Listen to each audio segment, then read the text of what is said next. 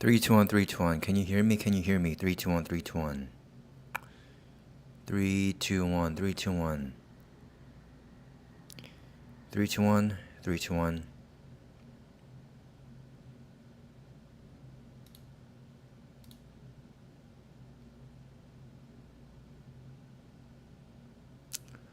321, 321, 321.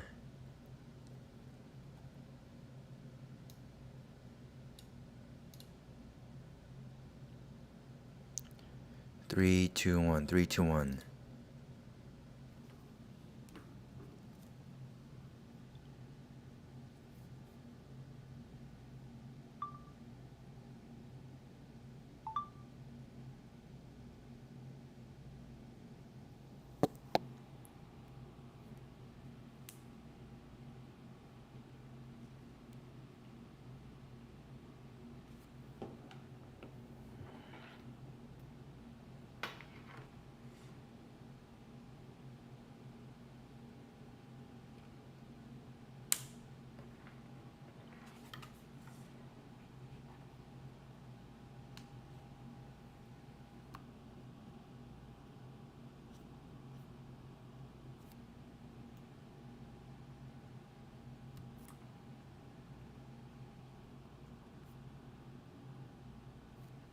Three, two, one, 321. Okay.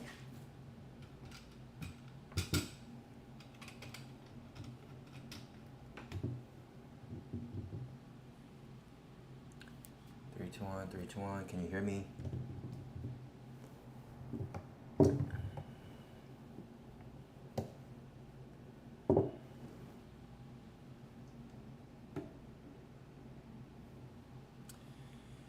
Three, two, one, and then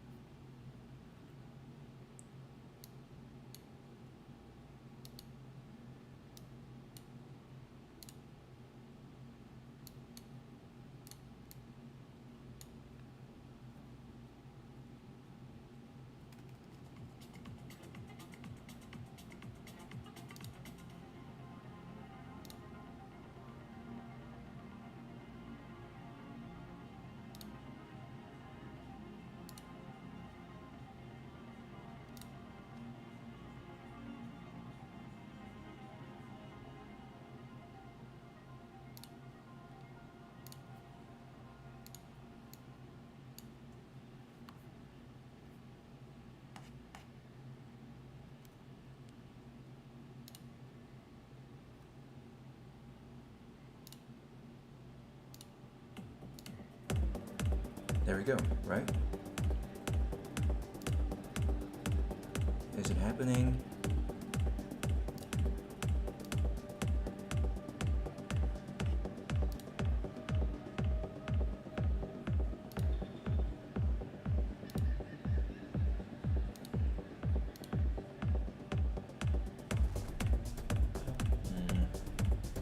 Okay, 3, 2, 1. Can you hear me? 3, 2, 1, 3, 2, 1.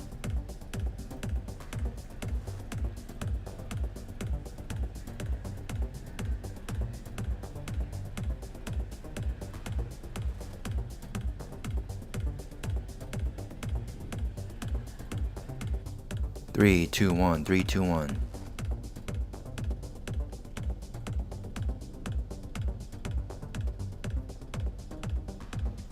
I think, hold on right just a minute.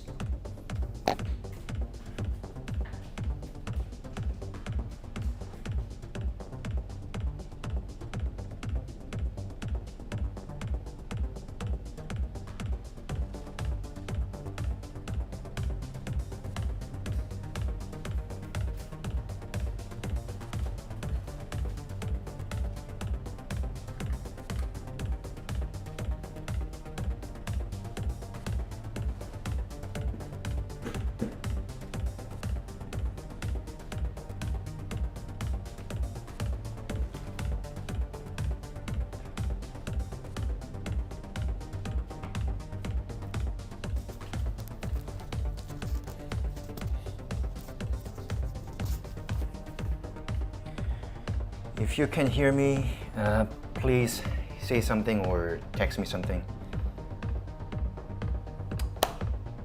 I'm right now still setting up this whole Cyber Roundup Texas annual shareholder meeting. I'm not even sure right now that this is going through the streaming, but hold on, let me just figure this out. OBS Studio stuff. That is why I am charging my Galaxy S21 to see myself if this is actually going live. Welcome to Texas. Let's go. Let's go, let's go.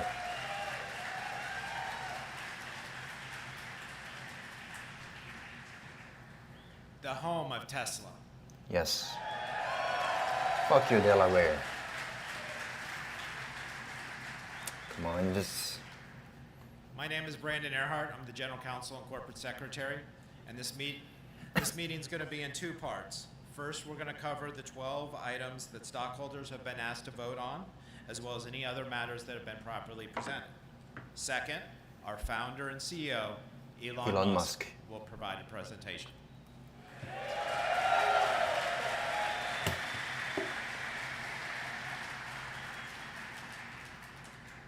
During the course of the following sessions, we may discuss our business outlook and make other forward-looking statements. Such statements are predictions based on current expectations. Actual events or results could materially differ due to a number of risks and uncertainties, including those disclosed in our most recent 10-K or 10-Q as filed with the SEC. Such forward-looking statements represent our views as of today, should not be relied on hereafter, and we disclaim any obligation to update them after today. At this time, I'd like to thank members of the Tesla team and the board that are here in attendance. A representative from PricewaterhouseCoopers, Tesla's independent auditor, is also present. But before we begin, I'd like to introduce you to our board chair, Robin Denholm, who would like to say a few words.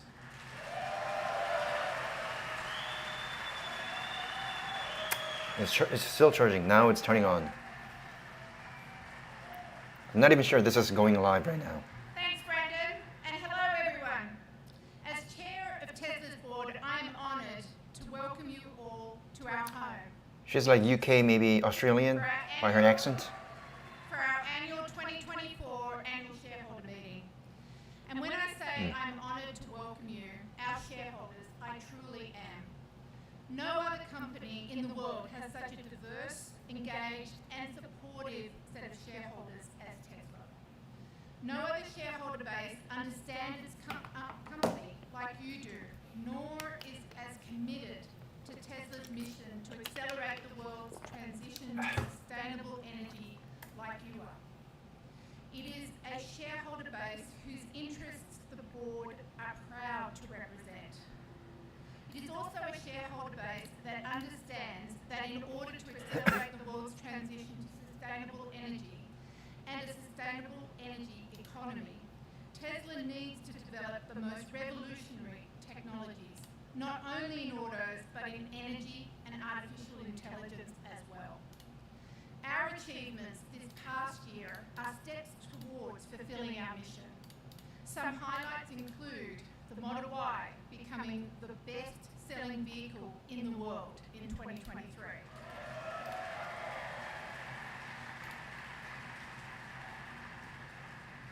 Beginning deliveries of the much-anticipated Cybertruck, proving that the muscle and utility of a pickup truck can be electric and cool. And our energy storage deployments reaching an all-time high in 2023, with the deployment trend continuing in 2024. By using our products, Tesla customers avoided releasing over 20 million metric tons of greenhouse gas emissions in 2023. That is the equivalent of 51 billion miles driven by ICE vehicles, an increase of about 18 billion avoided ICE miles since 2022. But to continue the exponential growth in greenhouse gas emission avoidance, we not only have to get our products into as many customers' hands as possible, but we also need to increase the utilization of our products. Is it live? To help further with that goal, we released FSD Supervised, demonstrating that our approach to autonomy is scalable. Let me know if this is going on live actually. Artificial intelligence, along with leveraging our existing My phone is turned on. production Let me check my to get phone. our next generation products to market faster, are essential to achieving our mission. We have made and plan to make Come on. further investments in hardware and software ecosystems. Okay, it's working. To further advance our path to autonomy and set a course to realize Okay, it's working. Sweet. But My phone is turned on. sustainability is Let me not check just my about avoiding emissions. There's a latency, however, it's working. To account the whole life cycle, from the manufacturing of the products to the Okay, sweet. JJ Scotty. That is why Okay, sweet. responsibly Thank you, JJ Scott, for letting me know this is live. I remember we were doing a Cybertruck live event, so it's good to see you. Good to see you. There's a latency, however, it's working. And we are also working to build a battery material recycling ecosystem, both internally 3 people. and with others. Let me know, just text me or chat me down if you are watching properly, if there's anything I can improve. Alone, we supported the recovery of enough battery materials to build 43,000 new rear-wheel Thank you. rear-wheel drive Model Ys. That result is the epitome of a sustainable economy. If you're also a Tesla shareholder, let's connect. I love to connect with Tesla shareholders with bright burn energy. Safest in the world, and we take real-world data from our fleet and our ability to push over-the-air updates to optimize Currently I'm using all our vehicle miles. DJI microphone that I used to do live stream with JJ Scotty for the Cybertruck event, and it's a good turnaround from I think last year or so. Engaged in only a one vehicle accident per 5.64 This is my second time in my YouTube history doing a live stream, so please excuse me if there's anything like wrong, like audio volume or camera quality. fleet of one accident per 670,000. So not only are you protecting If you invest in Tesla and if you voted yes for the protecting your compensation package for Elon and then moving the year of progress in location from Delaware to Texas, I want to take chat me down so I can say hello. phenomenal Tesla employee whose creativity, hard work, and dedication are the source of our success. As yes, huge face. And as most are also shareholders alongside each and every one of you, I hope each employee takes pride in the role that you Nope. have played in Tesla's accomplishments. I am proud of you, and the board and I appreciate you tremendously. Finally, I want to remind our shareholders that your board is listening, and we are here to represent your interests. You are yes. Whatever I do, this is my past. You are the owners of the company, and your voices, your perspectives, and your input are critical to us as There's great latency right now. into the direction. 3, 2, 1. My fellow directors and I serve as your focus 3, 2, 1. 3, 2, 1. to oversee Tesla's mission, purpose, and strategy with those responsibilities in mind. We continuously set the highest Whatever I do, standards for ethical this is my behavior, past. corporate citizenship, and corporate governance. You don't see the day-to-day work of the directors, but I can assure you There's great latency this right is now. a highly engaged 3, 2, 1. and I would like to thank my fellow directors for their 3, 2, 1. 3, 2, 1. dedication, whether it be inside the boardroom, meeting with our shareholders, or working closely with our team members throughout the company. Tesla is unique. Thank you. So other than JJ Scotty, the 2 people who is joining this live stream, just please let me know, chat me down Is unique in if there's how anything I should active do and better. large our retail shareholder base is. JJ Scotty, whenever I stream, I can never figure out how to shorten the latency. Mystery to the internet gods. Continue to take Yes, I know. advantage It's weird. to enhance your I'm not sure if this is only I want to give a through special this. shout Like, out I'm not to sure all even of like, my is there any way to improve the latency? and everyone involved I need a in running live this stream god campaign. to improve myself or to Both improve the inside live and stream, outside of so you can have the better quality live stream.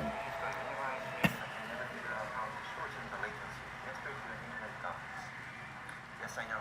There is still much to do, but it has galvanized us around the strong belief that the right things are always right. improve the Thank you.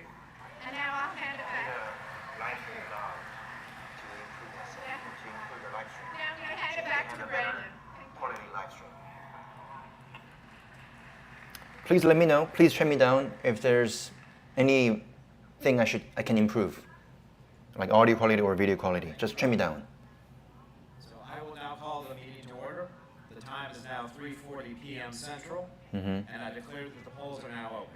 4:41 p.m. We have in already Daytona Beach, received Florida. over the past few weeks voting proxies from our stockholders. However, if you wish to vote your shares at this time, you may do so through the virtual meeting portal. Or if you want to vote in person, ballots and ballot boxes are available at the front. Tesla's board of directors has appointed Tony Cardidio, a representative of the Cardidio Group, to serve as the inspector of election. In addition, Broadridge Financial Services has certified that starting on April 29th, 2024, the proxy materials or notice of internet availability for proxy materials were mailed or provided to all Tesla stockholders of record on April 15th, 2024. Just letting you guys know. We have a majority of the outstanding shares represented at the meeting. Just letting you guys know, I voted through Cash App. Cash App sent me the email. Hey, you can vote. So I did it right away that day. The agenda are as follows.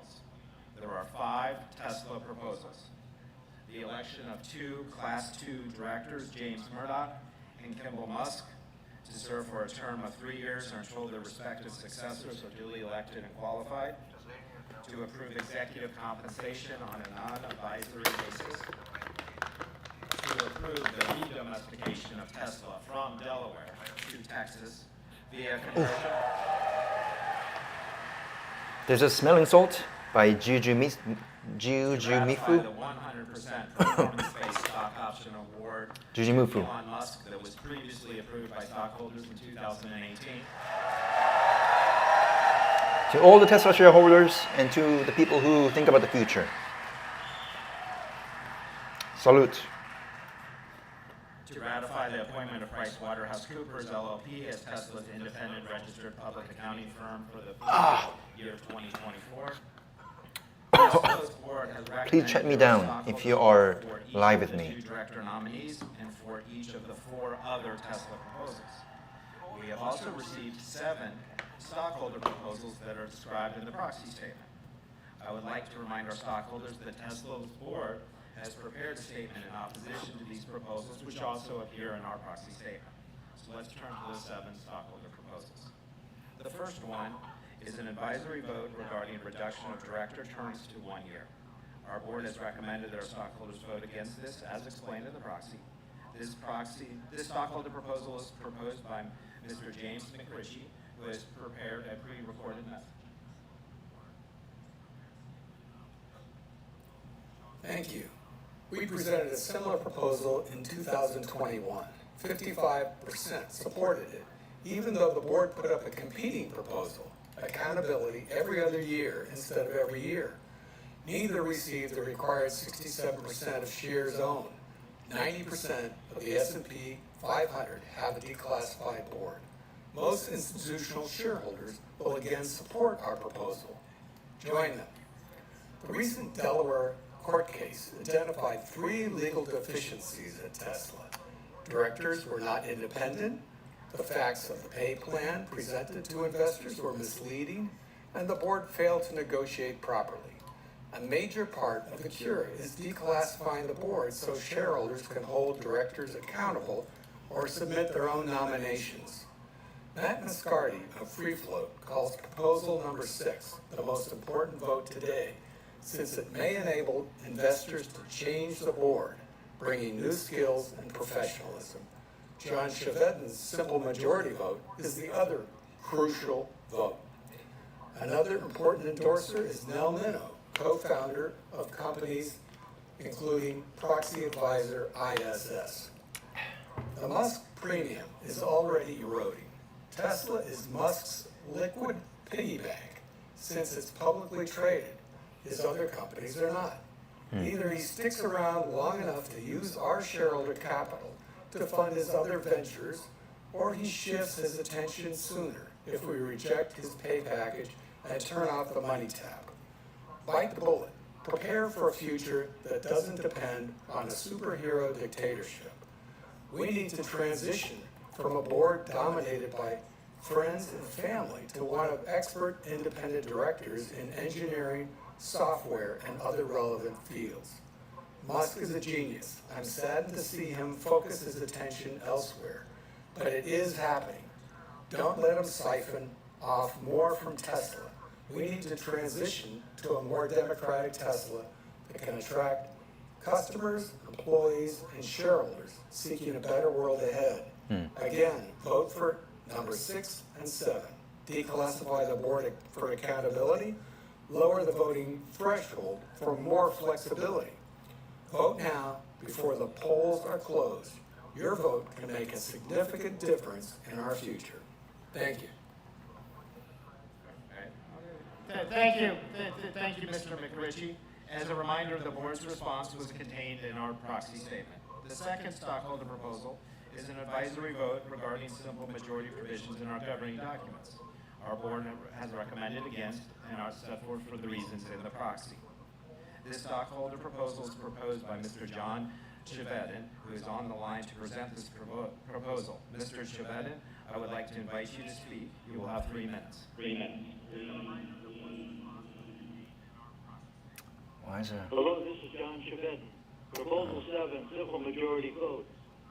Shareholders request that the board of directors take the necessary steps so that each voting requirement in the charter and bylaws that calls for a greater than simple majority vote be replaced by a requirement for a majority of the votes cast for and against such proposals or a simple majority. This includes making the necessary changes in plain English.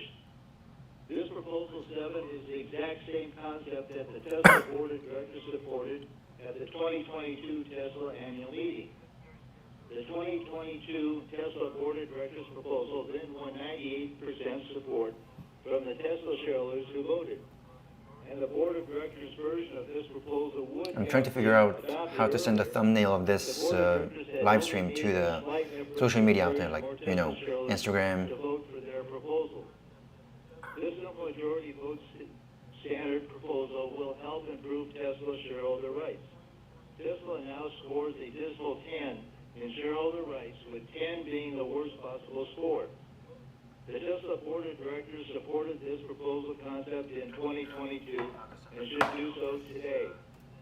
Shareholder rights and a simple majority vote standard are all the more important when Tesla has a CEO, Elon Musk, who is threatening to give less attention to Tesla and threatening to withhold advanced technology from Tesla unless he gets a $56 billion paycheck. Never before have shareholders been under such duress when asked to prove an outrageous $56 billion CEO paycheck. Plus, there's no promise with a $56 billion paycheck that Mr. Musk will devote any minimum percentage of his time to Tesla or pursue any minimum amount of advanced technology at Tesla. Russ Gerber of the investment firm Gerber Okay, now it's here, said, and upload it into "I the believe Instagram. The Tesla board of directors is the most conflicted, least independent, and most incapable board of directors in the history of business. Please vote yes. Simple majority vote, proposal 7. Thank you, Mr. Chevedden. As a reminder, the board's response is set forth in the proxy. Our third stockholder proposal is an advisory vote. Should I do live on the Instagram? Reporting on anti-harassment and No, discrimination. never mind. Our It's not board efficient. recommended against for the reasons set forth in the proxy. This stockholder proposal is proposed by the New York State Common Retirement Fund as the lead filer, which has requested that Dr. Kristen Hall, as represented for Neo Impact Capital as co-filer for this proposal, present this proposal. Dr. Hall, I would like to invite you to speak. You have 3 minutes. Thank you. Hello, I'm Dr. Kristen Hull of NIA Impact Capital. I'm here on behalf of lead filer, New York State Comptroller Thomas D. Paoli, trustee of New York State Retirement Fund, owner of Tesla shares valued at over $650 million as of March of this year. And I'm here as a co-filer of Proposal 8. The fund is a significant long-term owner of Tesla and has an explicit focus on investing in climate solutions. Longview Large Cap Fund, through its trustee Amalgamated Bank, AP7, and Arjuna join us in filing this resolution. Our firm name, NIA, means intention and purpose. We invest only in those companies we see building toward a better world, a sustainable and inclusive future. As the founder of NIA, I had been proud in our early ownership of Tesla. I saw the potential and the need for innovation in the automotive and the clean energy market space. However, when looking under the frunk, we find failures in workplace management, one of the most important components of any business. Employees need to be hired, trained, motivated, and engaged to do high-quality work. Okay. And we need those employees to be able to contribute to their top ability. To do so, they must feel both physically and emotionally safe at work. Okay. Investors are requesting the report outlined in Proposal 8 because workplace abuse, harassment, and discrimination have no place at Tesla. They can result in substantial costs, including employee turnover, increased absenteeism, and reduced productivity, as well as legal costs, all of which can impact shareholders' investments in the company. They may also lead to difficulties in recruiting high-quality employees, something that Tesla needs to remain innovative and at the forefront of a quickly moving technological landscape. We've expressed concerns about Tesla's workplace for years.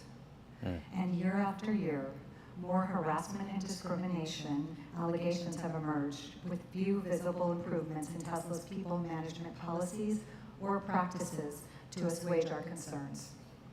Lawsuits and class actions before Tesla The thing about Android. thousands of employees, What the fuck? with allegations including repeated use of racial epithets by managers and employees, I'm trying to move this one. segregation and discrimination What the against heck? non-white employees in job assignments, pay and promotion, and retaliation when employees report their experiences. These concerns are why I now formally move Proposal 8, requesting that Tesla's board commission an independent report on the effectiveness of the company's efforts to prevent harassment and discrimination within this revolutionary and innovative workspace. Thank you. Thank you, Dr. Hall. The board's response is set forth in the proxy materials. Let's turn to the fourth stockholder proposal, which is an advisory vote regarding the adoption of freedom of association and collective bargaining policy. Our board has recommended against for reasons set forth in the proxy. This stockholder proposal is proposed by SOC Investment Group, whose representative Tezel Patel has prepared a pre-recorded message.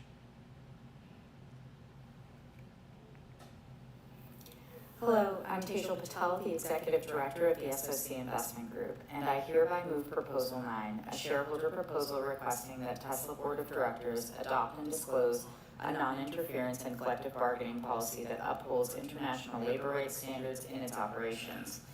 This resolution was submitted with other co-filers, and we are concerned that Tesla's existing policy fails to clearly explain how conflicts between international and local labor law will be resolved, and because of clear indications that Tesla is not adhering to its current policy despite the operational, legal, human capital management, and reputational risks involved. We recognize that Tesla revised its global human rights policy in April 2023 to explicitly refer to the rights of workers to free association and collective bargaining, but these provisions were fatally compromised. The statement committing to respect these rights includes the qualifier in conformance with local law, rather than the often higher international human rights standards, suggesting that Tesla... Currently, there's one person in the live stream. I'm not sure if that's JJ Scotty or someone else, but every time there's one more person coming up to my live stream, I'll smell the smelling salt. So right now, I have one person in their live stream, so that's why I'm gonna smell the smelling salt. As part of its reporting on the situation, Reuters wrote that Tesla has a policy of not signing collective agreements, which, if true, would directly contravene the policy. Wow. In Germany, Tesla faces allegations. 2 people joined. No, 1 person, additional person joined. In the United So I'm gonna States, join. I'm gonna Tesla has had smell it adverse again. decisions by the full National Labor Relations Board and the U.S. Fifth Circuit Court of Appeals fuck. over labor rights violations. So yeah, the new Just person. last month, the NLRB issued a complaint alleging that Additional. Every time there's a 1 person coming to my live stream, I'm gonna smell the smelling salt. So thanks for joining, anonymous person. Please chat me down so I would know that you have joined. Including reports of higher health and safety violations and injury rates than peers, and numerous lawsuits alleging of hostile work environments. Freedom of association and collective bargaining are considered enabling rights, meaning that they empower workers to effectively advocate for additional labor rights, including the right to a safe and healthy workplace free from discrimination.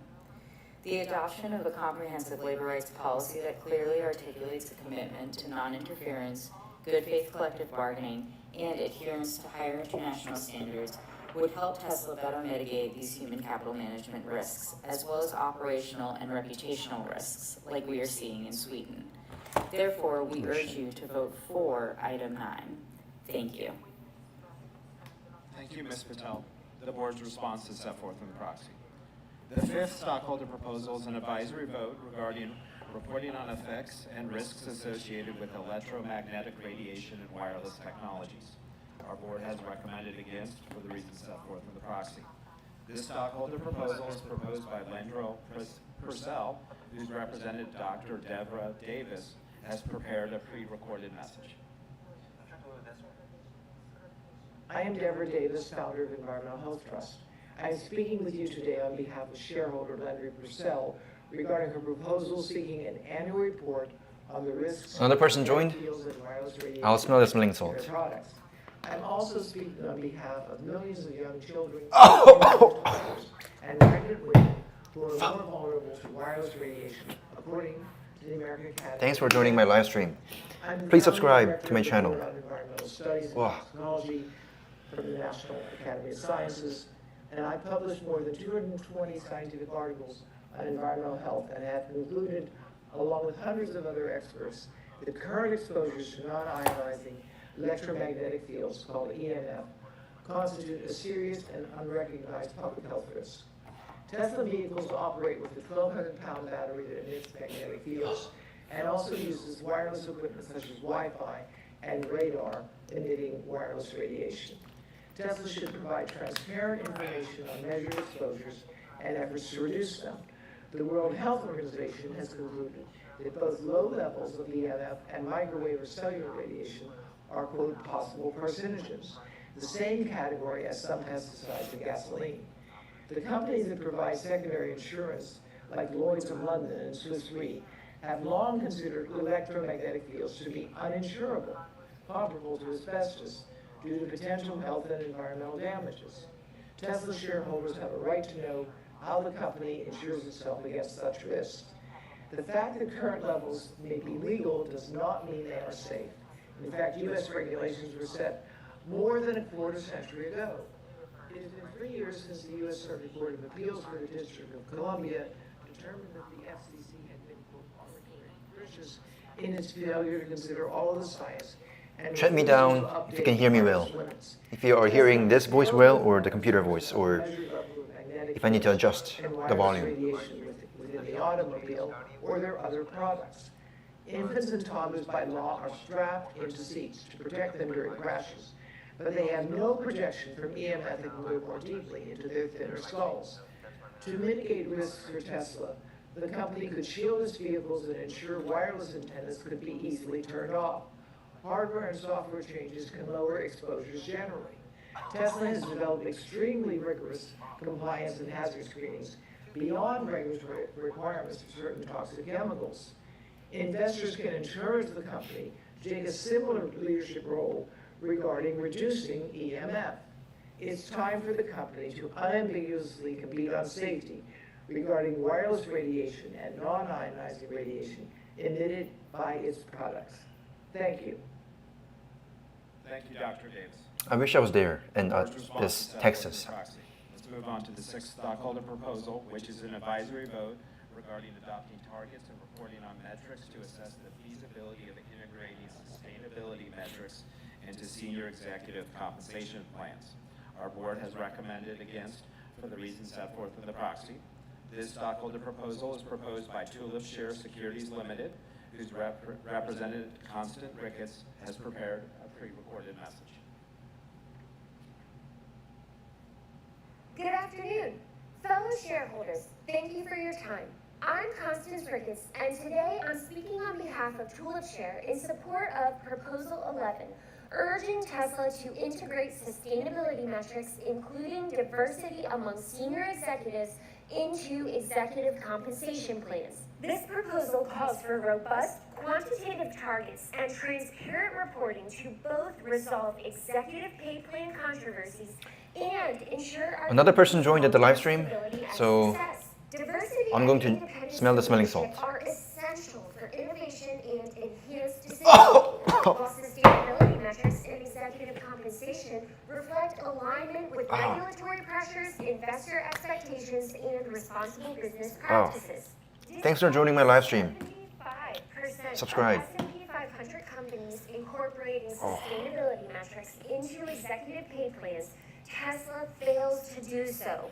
This is especially concerning given our mission to accelerate the world's transition. More people join my live stream, I will smell more of the smelling salt. That voided our CEO's $56 billion Jesus. pay package highlighted the need for fair and negotiated compensation plans that serve stockholders' best interests.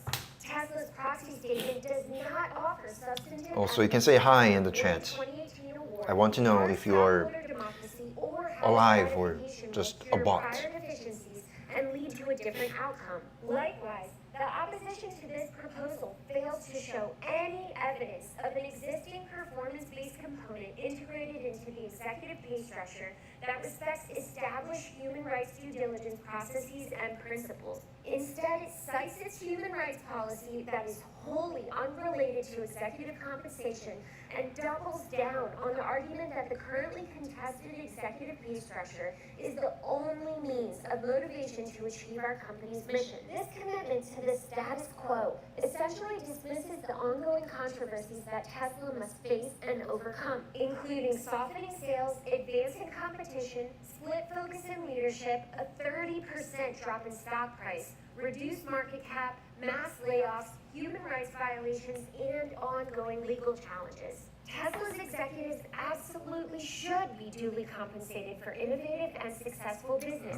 However, stockholder democracy allows us to oppose demands like 25% control of the company and the largest pay package in corporate American history via further share issuance. We also have the right He deserves it. for our leadership's compensation to be commensurate with financial and sustainability performance. This does not mean we do not respect our leadership's time, energy, and contributions.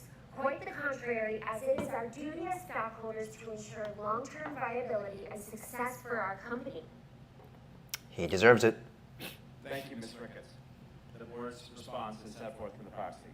Let's move on to the seventh stockholder proposal, which is an advisory vote regarding committing to a moratorium on sourcing minerals from deep-sea mining.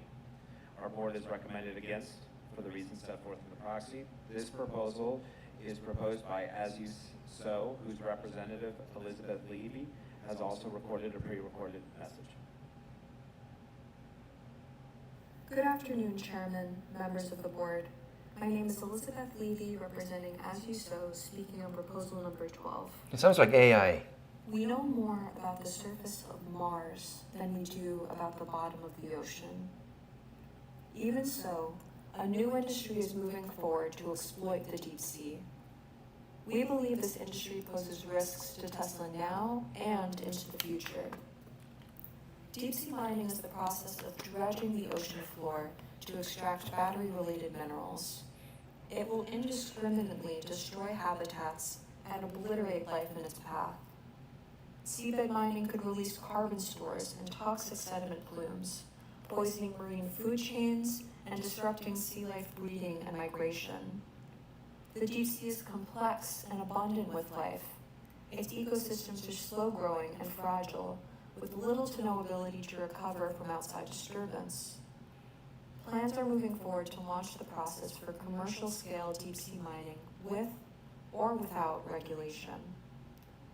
Tesla's membership in the OECD and IRMA mining protocols does not resolve this issue, as neither currently applies to mining in the deep sea. Over 800 marine science and policy experts, 25 countries, 72 indigenous groups, and 48 companies are calling for a ban, moratorium, or precautionary pause on deep-sea mining. This includes Tesla's competitors BMW, Renault, Rivian, Volkswagen, and Volvo. Even General Motors has stated it does not plan to use deep-sea mine minerals. Our company's public stance on deep-sea mining matters. Tesla is the face of the EV transition, and its ambiguous position on deep-sea mining could drive investment in this controversial industry. Controversial. Conversely, a clear stance restricting Tesla's use of deep-sea minerals can drive innovation in battery mineral tech, recycling, and circularity. With these technologies, even the most ambitious future EV use scenarios could be met without harming the deep sea. Tesla's failure to take a stand on deep-sea mining, combined with the fact that a former Tesla board director is now serving as a board member and special advisor to the CEO of the metals company, the very company leading the charge on deep-sea mining, raises concerns. Such a relationship appears to imply that Tesla supports the metals company in its deep-sea mining activities. Committing to a moratorium will clarify expectations and reduce reputational harm to the company, assuring customers and investors that Tesla will indeed wait until science shows deep-sea mining will not cause significant or irreparable damage. Thank you. Thank you, Ms. Levy. The board's response is set forth in the proxy. Please note that now is the final opportunity to submit any votes in order for them to be counted. I declare that the polls are now closed. Let's fucking go.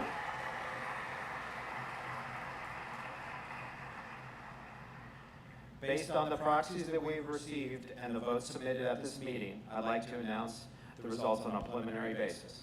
With respect to the 7 stockholder proposals, our stockholders have approved the recommendations of the Tesla board on all of them except for Proposal 6 regarding director terms and Proposal 7 regarding simple majority voting. Now moving on to the 5 Tesla proposals. First, our stockholders have approved the election of our 2 Class 2 directors, James Murdoch and Kimball Musk, to serve for a term of 3 years and until their respective successors are duly elected and qualified.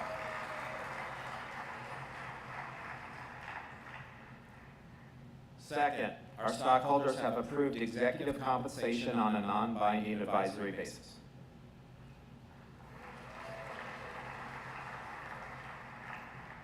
Third, our stockholders have approved the ratification of appointment of PricewaterhouseCoopers LLP as Tesla's independent registered public accounting firm for the 2024 fiscal year. I'm not sure what that is exactly mean, but Fourth, good for them. our stockholders have approved the redomestication of Tesla from Delaware to Texas. Let's fucking go. Fuck you, Delaware. We're going to Texas.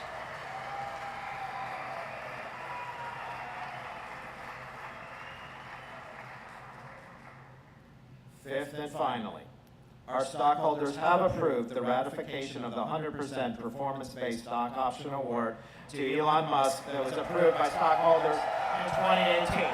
Fucking go. Let's fucking go.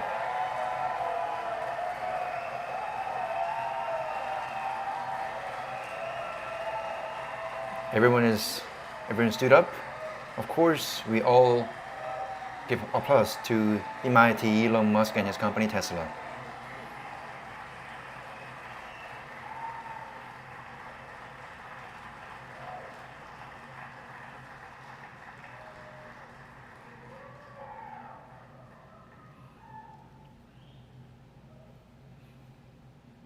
The meeting is now closed. And with that, Tesla shareholders, let's welcome Elon Musk. Yes, the mighty Elon is here. Let's see.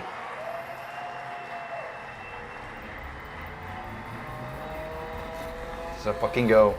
The goal is to give people hope that there is a path to a fully sustainable global economy, that we are on that path, that we're accelerating that path, and that so long as we don't get complacent about it, it will happen.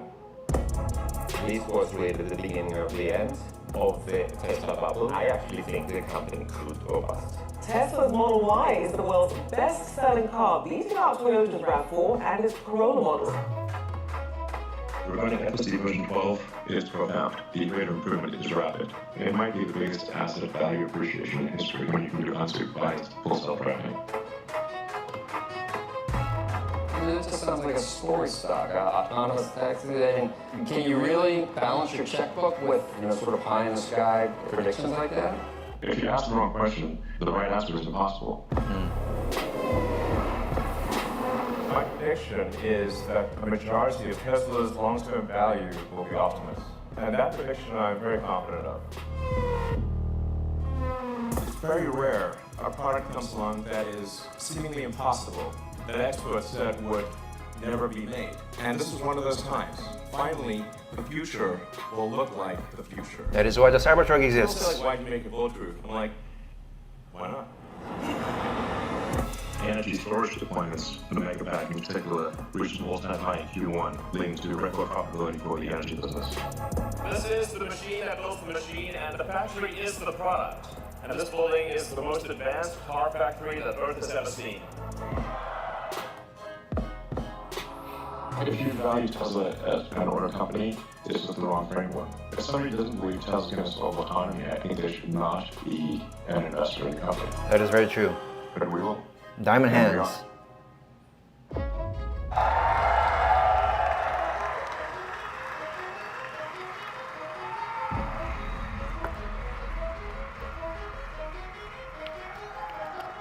And we have protected Tesla.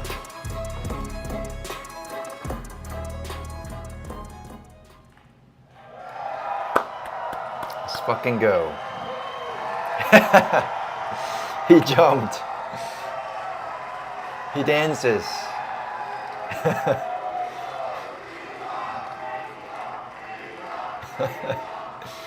Hey guys, He's happy. I'm happy. welcome to the Tesla shareholder meeting. He's happy. I'm happy. Yo soy feliz. I just want Tú to eres start by feliz. saying, hot damn, I love you guys. Yeah. But we have the most awesome shareholder base. I mean, it's just incredible. Any public company is incredible. Wow. We've got a great sort of shareholder meeting here to recap the achievements of the company and tell you about where we're going. And I think it's incredible. I think we're not just opening a new chapter for Tesla, we're starting a new book. Okay. What will be revealed? What will be revealed?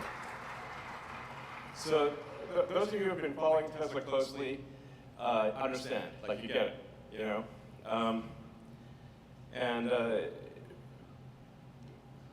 So like the important thing is you get it. I mean, He's happy. I can see that he's happy. Yeah, where things are going, I think, is just going to be absolutely mind-blowing. We're also making great progress in solving the sustainable energy problem, with electric vehicles, with stationary storage, with solar, and I think in terms of the value of the company, autonomy is just such a mind-blowing thing. Mm-hmm. That's, like I said, you guys understand, but I think most of the world does not yet understand. So, Tesla stock is underappreciated, undervalued right now. talking to a lot of the sort of big institutional investors. It's a time for you to They're often invest. in like New York, and they don't drive cars. So I'll be like, have you driven our car? Have you tried self-driving? The version 12.3, and they're like, oh, no. Okay, well, you should try it. That would be a good thing to do. Try it. And if you just plot Trying the isn't a bad curve thing. of how well autonomy is progressing, and just believe the curve, it's headed towards unsupervised full self-driving very quickly at an exponential pace. If you just, yeah, it's, I mean, yeah, so.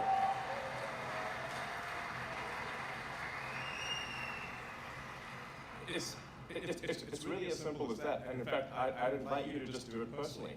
Just say, okay, with each release, how many miles do you drive before you have to intervene? It's like literally that simple. With each release, you'll see there's a big improvement, and it looks like an exponential.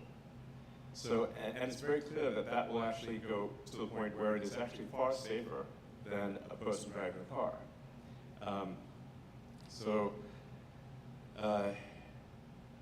And I have some insight into the next releases, because we've got basically for every release that's on the road, we kind of see what the next generation release is and a little bit about the release after that. So we have some insight into where it's going, and it's really amazing.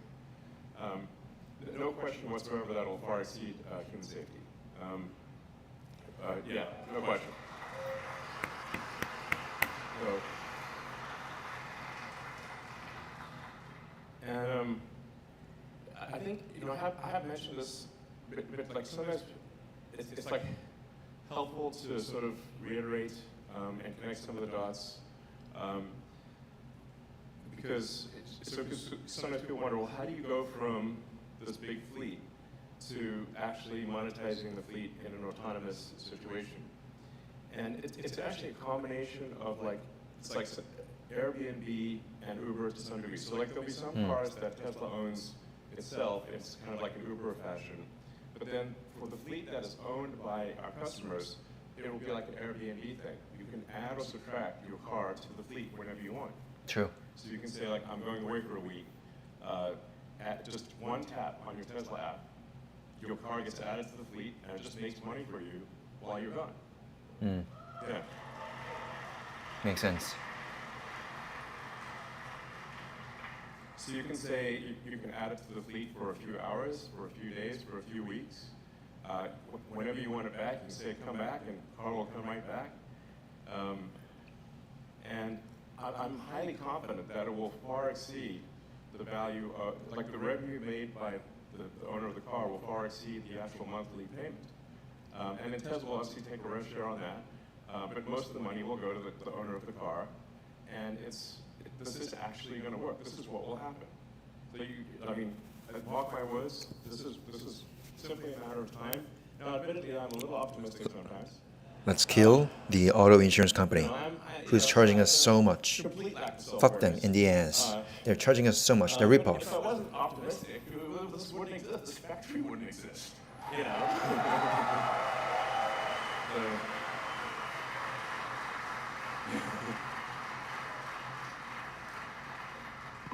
So, that's what my brother, who's awesome, he's here, just got reelected. No, sorry.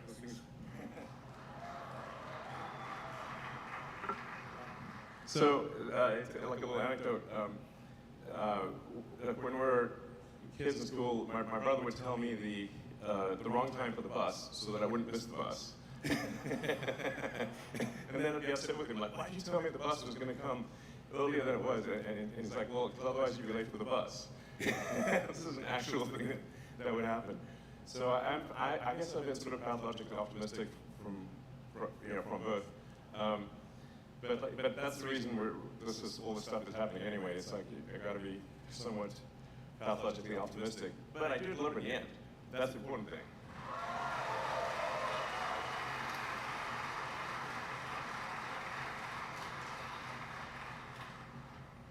So,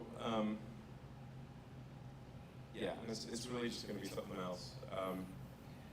I mentioned this before, but like for ARK Invest, I'd recommend reading the ARK Invest analysis. That's the most accurate. There may be more accurate ones, but the most accurate sort of analysis of the potential of autonomy. Thanks for joining the live stream. Because you joined, I'll do the smelling salt. ARK Invest. And if I recall correctly, they predicted somewhere over a $5 trillion Thanks for joining. valuation. Appreciate it if you subscribe and appreciate if you vehicle autonomy, not chant, counting please. Optimus. Yeah. Yeah. I agree with that. So I think just based on vehicle autonomy, we can 10x the value of the company. I believe that's what will happen. Yeah, no, it's just what do you know? It's 4:20 p.m. Just notice that.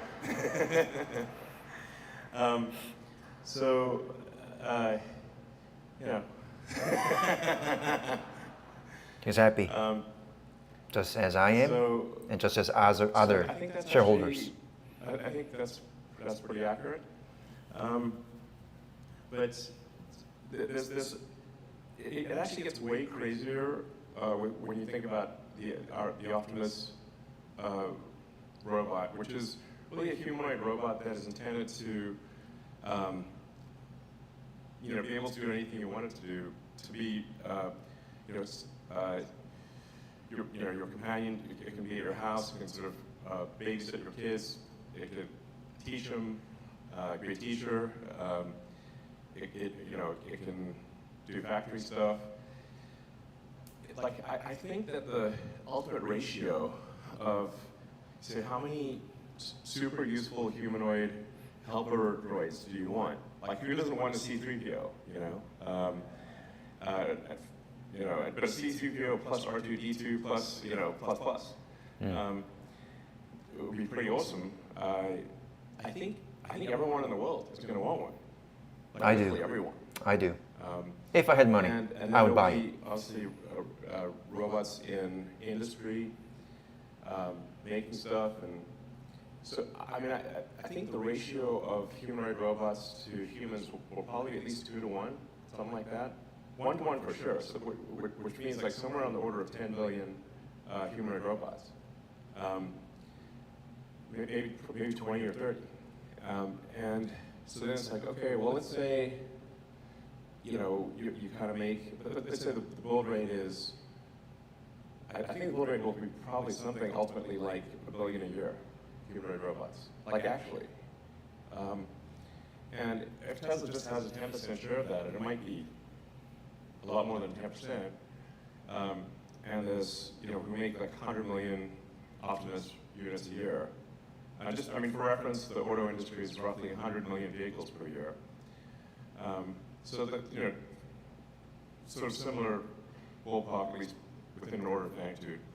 And I think we could make one for a cost of maybe, at really high scale, of about $10,000. It's more, it'll be less expensive than a car. So, and I think if you sell for $20,000 something, this is at large scale, volume, Tesla would basically make about $1 trillion of profit a year from that. So, yeah.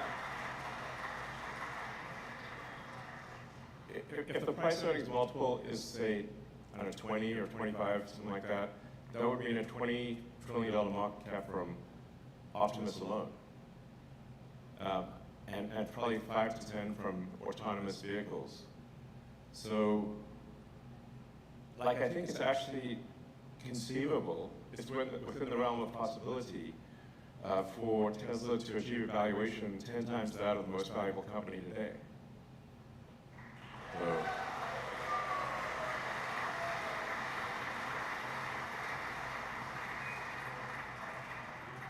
So when I say this is like we're starting a new book, I mean it's going to be the best book. And I will buy that book. Next level. Next level.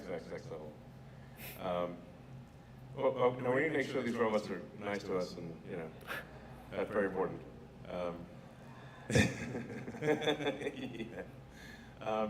So anyway, so with that, let me get into the presentation.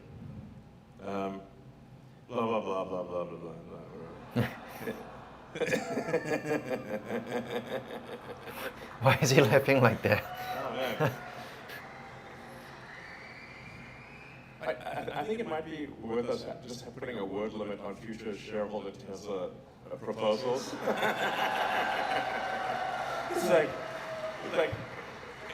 you can't have like a novel length, you know. It's kind of like you can't have a whole novel as a Tesla proposal. So, you know, as you can see, our impact is accelerating. You know, we're starting to make a real noticeable dent in carbon emissions. So we're really, you know, making a lot of progress towards achieving our goal of sustainability. One of the effects of autonomy is going to be an even greater effect on carbon emissions, because I suspect that we'll go from passenger cars having about 10 hours of usage per week, about an hour and a half per day, to probably a third of the hours in the week, maybe 50, 55 hours, which means the same car will be used 5 times more often. So you need a certain amount of resources to make the car, but it'll have 5 thank you times to the usage. 2 people. In my opinion, I think that's quite Thank you to 2 people right now who are watching my live stream. an even more dramatic Appreciate impact it. on carbon emissions. So, you know, we care a lot about sustainable manufacturing. Our factories are beautiful. Like, you walk around the factory. I really want to visit the factory. I've never been there. It's actually, I really want to. contrary these, like, what you read in the press, it's like a good vibe in the factory. Like, people are smiling and happy. It's like, it's nice.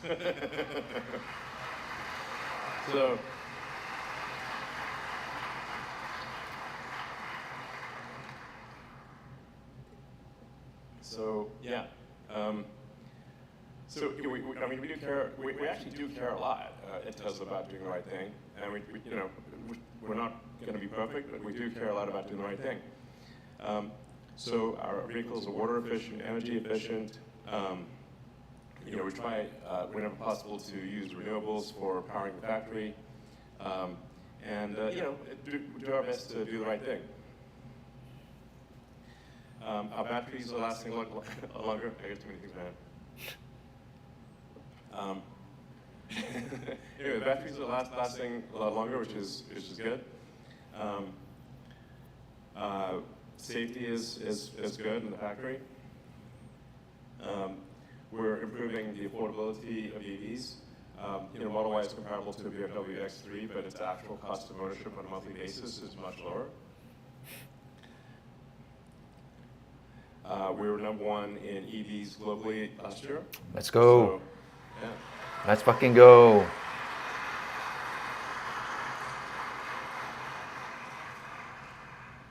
So, yeah. So let's see. Congrats to the Tesla team on making 6 million vehicles all time. Woo! So, Let's fucking go again.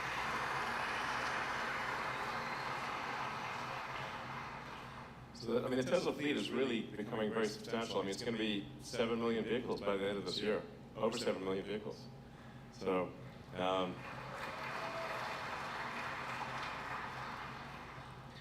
and our factory in Fremont is currently the highest volume auto factory in North America. So, and we broke the prior production record from when it was NUMMI. So it's actually pretty wild. We have a giant car factory in the San Francisco Bay Area. It's not exactly the cheapest place to have a car factory. It's like that in the Swiss Alps or something, you know. But we still managed to make you know, great cars at high volume, and that's a testament to the great team we've got in Fremont. So congrats to the Fremont team.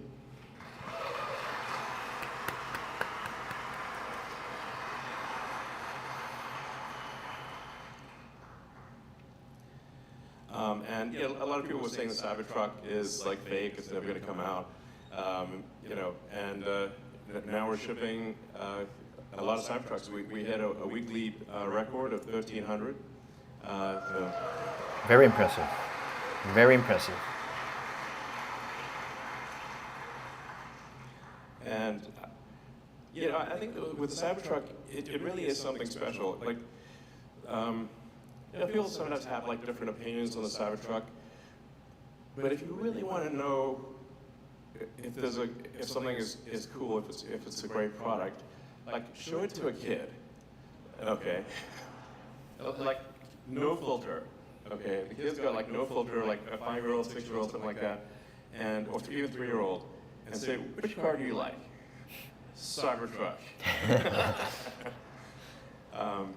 So it's like, that's how you know.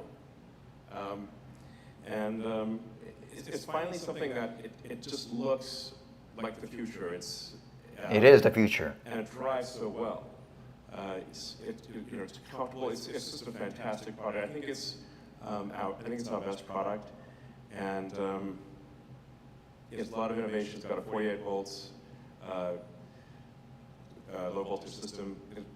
Finally, instead of 12 volts, 800 volt drivetrain, world's biggest castings. It's bulletproof, all the cool things. Can outpull a F350 diesel, which is a very impressive truck, and it can it can do a quarter mile faster than a Porsche 911 while towing a Porsche 911. So that's insane. So yeah.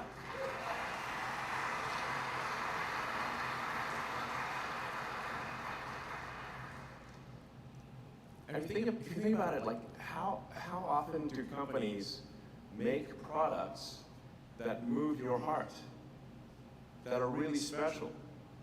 It's so rare, and I think this is one of them. So yeah.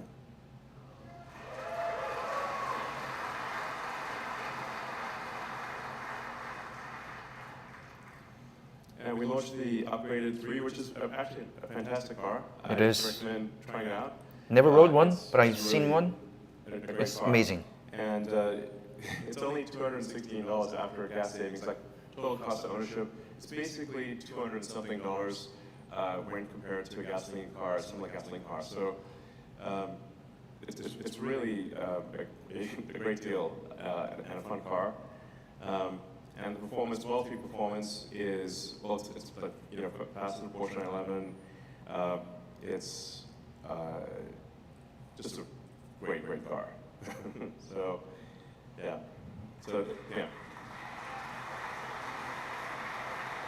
I really want to have this car.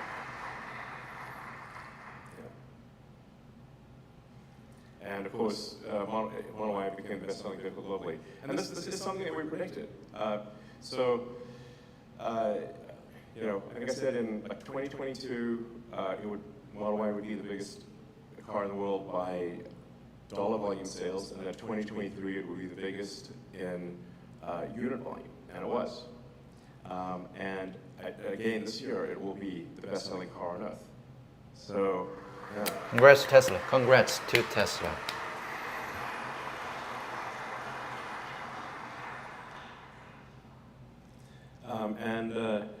We've got the Tesla Semi. We're in low volume production of the Tesla Semi, and just last week I approved the plans for volume production of the Tesla Semi. Nice. Nice.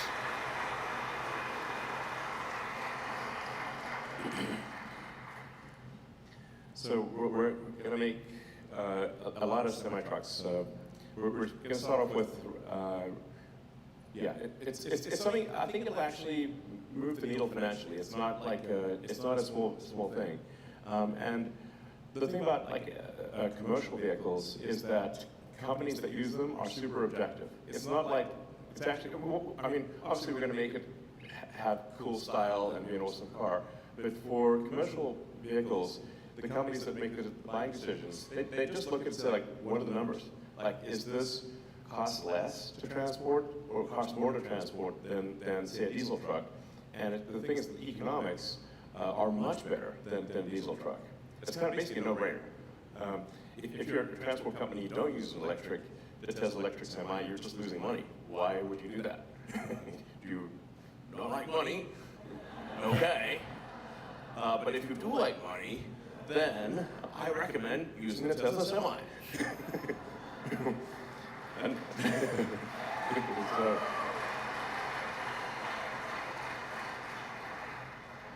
so I think this is really going to actually sell at a scale that people will be surprised at and will actually move the needle financially and do a lot of good.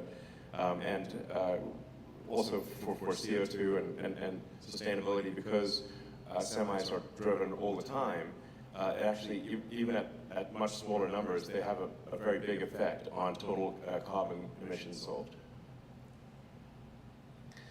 So obviously we've got some new products that we're working on under the covers. And I think these are, I think these are going to be pretty special. So, you know, some of them, I think people maybe at first may think, oh, it's not going to be that amazing, but just wait. It will be. So. Okay.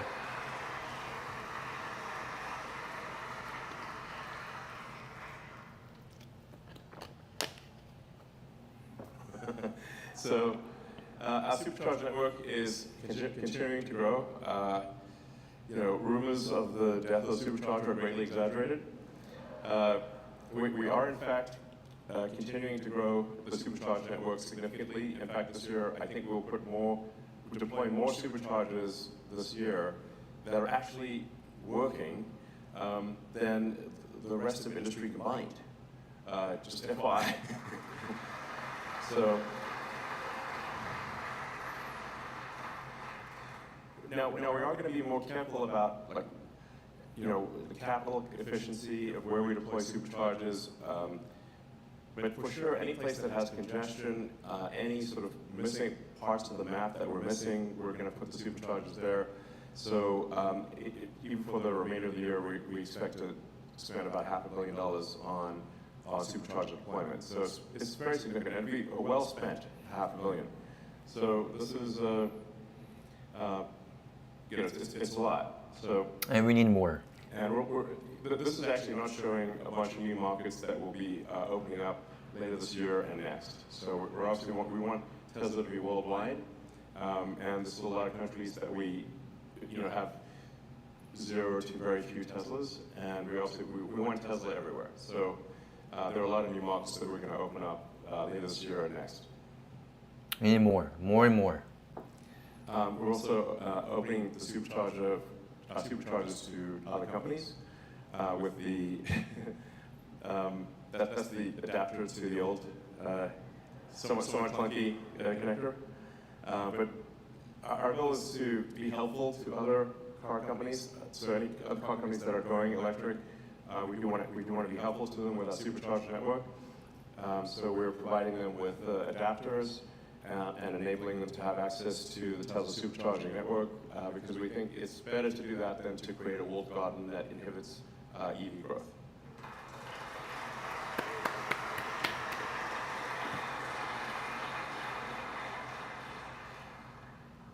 Oops. There was a bit of latency here. And we're also innovating a lot in battery production with the 4680 that's built right here.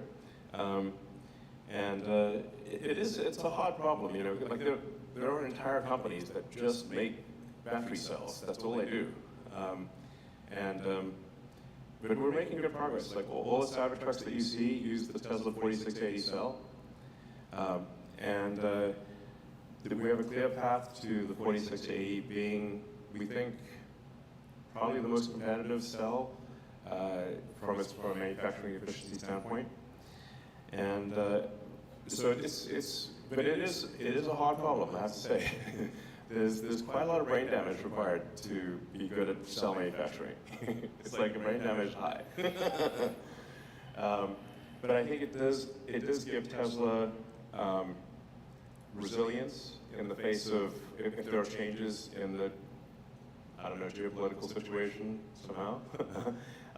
But it's good to have some independence in cell manufacturing. Yeah, we're making steady progress, and we also have the cathode refinery, which you can see behind the main factory. So you can sort of see it in the picture there. That's the cathode refinery, and then we've got the lithium refinery in South Texas. And so we're just making sure we've kind of got the pieces of the puzzle. And I mean, if you were to look at sort of a video of how Tesla does, say, cathode and lithium refining, and how the rest of the industry does it, it's night and day. I mean, you can sort of eat off the floor in the Tesla refinery, and I would not recommend doing so in the others. So, you know, it's really, we're definitely going very, very vertical here. But I think this is it's a wise investment that will pay off more than people realize. So. Motherfucker.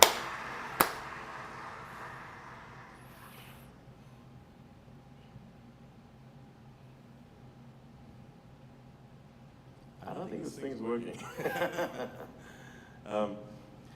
So this year, we're also on track to complete a massive number of energy deployments. So that is a gigantic increase in deployment capability.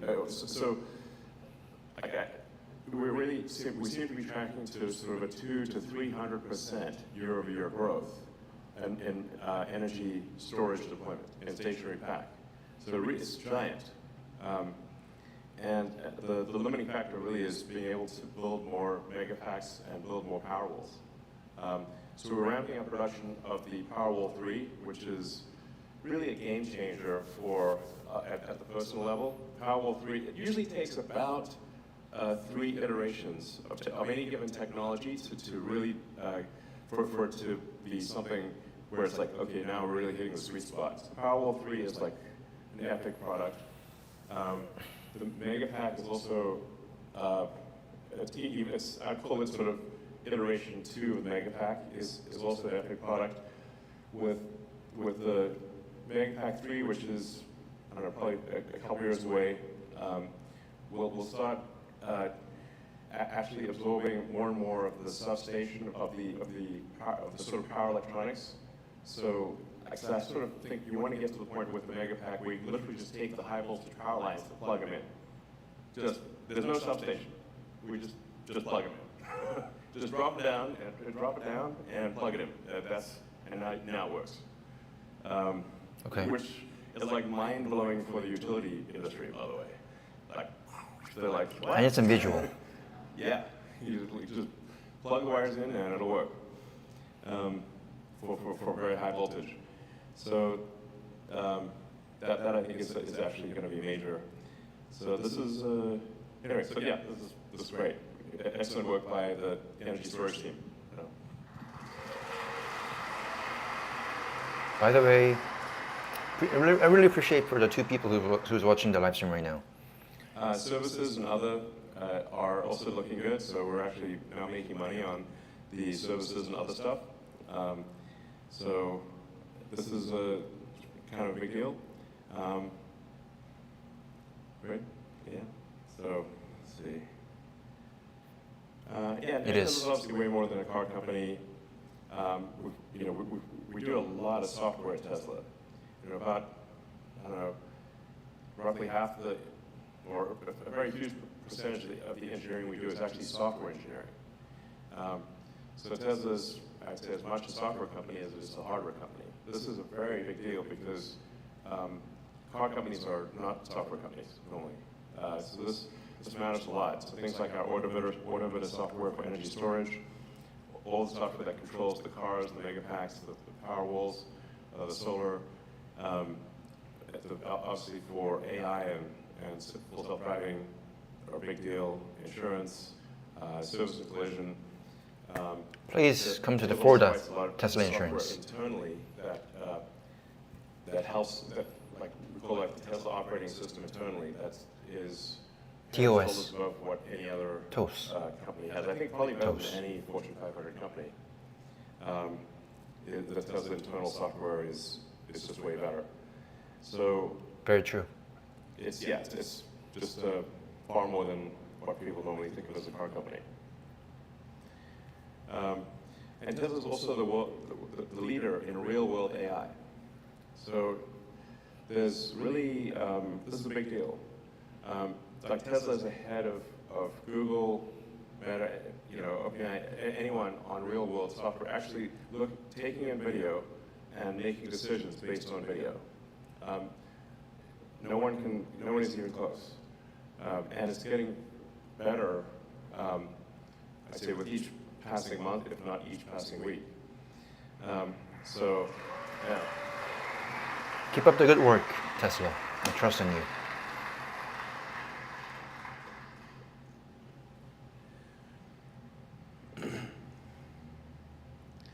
And it's also worth noting that Tesla is actually pretty good at chip design. So the AI inference chip that was designed by Tesla that's in cars, we had sort of our hardware 3 AI inference cars made over the past year have the hardware 4. We've just completed design on hardware 5, which we're now calling AI 5, because it really is. There still actually is not a chip from NVIDIA or from, I have a lot of respect for NVIDIA, from any company that we would prefer to put in our car that is better than what we have in the car. So. Okay. Now, Quiet did not get the behind meaning, but okay. So we started from scratch in chip design, just as we started from scratch in AI software, and have the best real-world AI software and the best AI inference chip in the world from nothing. So this is, NVIDIA maybe? And the capability of the chips in the car is dramatic. Like, I mean, right now, all the cars are actually training. Like we have hardware 4 run hardware 3 in emulation mode. So we'll continue to make significant progress in hardware 3, but later this year we'll actually bifurcate, continue working on hardware 3, sort of on training on hardware 3, but then do separate training on hardware 4. That'll be the sort of training cluster that we're building at the south side of the Gigafactory, and that'll be dedicated hardware 4 video and inference. And so the hardware 4 has cameras that have about 4 or 5 times better resolution, and depending on how you count the sort of hardware 4, it's about anywhere from 3 to 8 times better than hardware 3. So, but everything you're seeing thus far is just hardware 3, and we still have a long way to go before we reach the limits of hardware 3. So hardware 3, I think we'll do amazing things, but hardware 4, I think we'll probably do about 5 times better. Then hardware 5, which comes out in about 18 months or so, is 10 times more capable than hardware 4. It's like so if you know NVIDIA hardware, it's sort of a B200 class computer.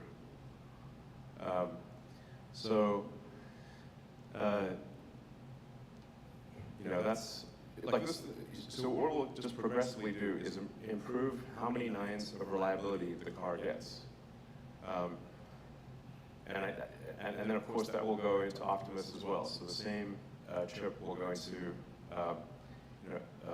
hardware 4 will go into Optimus. It is an Optimus.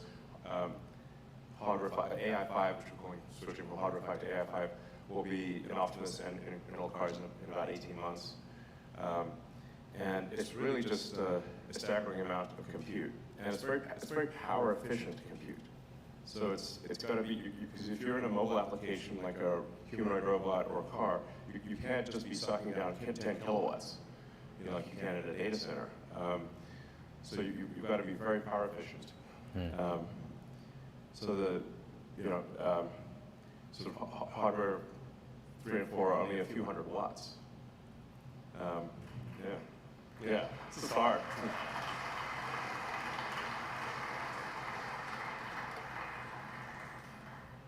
Now, hardware 5 will be able to go probably up to about 700 or 800 watts. Isaac Kimball. It'll power fluctuate over there. Isaac Kimball. On the complexity of the scene that it is in. So if it is in a parking lot stationary, it's like you don't have to think very much. Just like a person. Like if you're in a complicated traffic scenario, you've got to think a lot more than if you're just cruising along, on an empty road. But something that I think is potentially interesting down the road is like at some point the Tesla fleet, I think, will probably be, over 100 million vehicles. And if each vehicle has a kilowatt of efficient inference compute, I think there's sort of an Amazon Web Services, AWS type opportunity, because if you've got 100 million vehicles with a kilowatt of efficient inference compute, you've got 100 gigawatts of compute. Like 100 gigawatts of compute is a lot, and it's distributed all over the world. So when the car is not in autonomous mode, which I think probably is, or doing robotaxi work maybe 50, 60 hours a week, but about 100 hours a week, it's not, it's probably stationary. So there's 100 hours of 100 gigawatts of inference compute, which I think we should use. Why not? When people looked at Amazon, which started out, obviously, as an online bookseller, and has done, has grown to be like this incredible place where you can buy anything, and then Amazon Web Services, like, well, they got all these computers that only really see peak usage sometimes, but what are they going to do when it's not peak usage? And sometimes the Amazon servers are down like 10%. So that's when they said, well, let's do Amazon Web Services. And then Amazon Web Services became more valuable than the entire rest of Amazon. And I think there's some kind of opportunity there that's pretty significant for Tesla down the road. Again, that's really, nobody's really factoring that in. But I think that actually will be quite significant. We also are no longer compute constrained for training. I check in with the team. It's like, is there anything we can do to improve the pace of progress with respect to training and inference?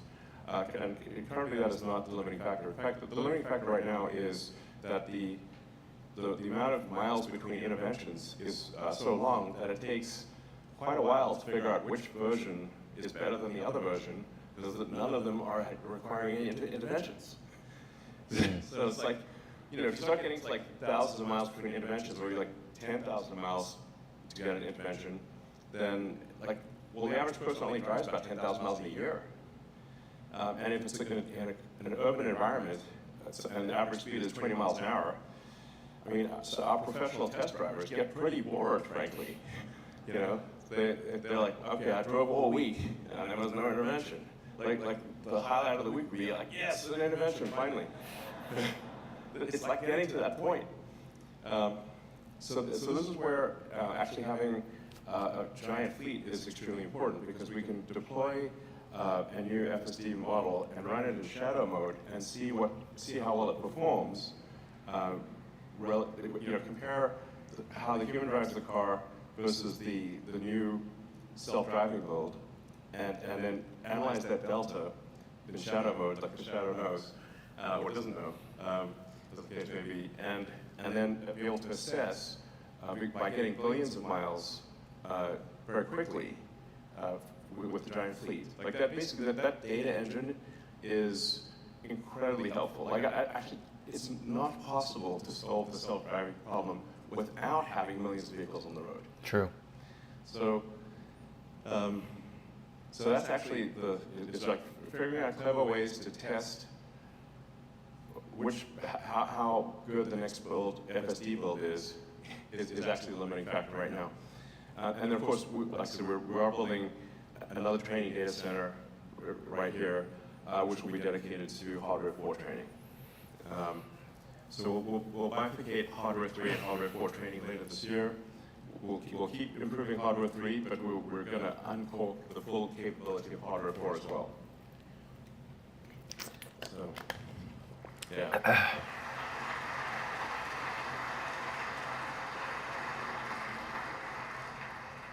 I think most people here have tried out version 12. We did say like unsupervised full self-driving would be version 12. So we are actually just keeping the version arbitrarily at 12, and then like calling it 12.4, 12.3, 12.4, 12.5, but it's actually really like version 13, version 14. But anyway, this is an arbitrary designation. So 12.4 is actually like a whole different version than 12.3, and 12.5 is a whole different version, 12.4. So you'll see really giant improvements, I think sometimes factor of 10 improvements in between successive versions.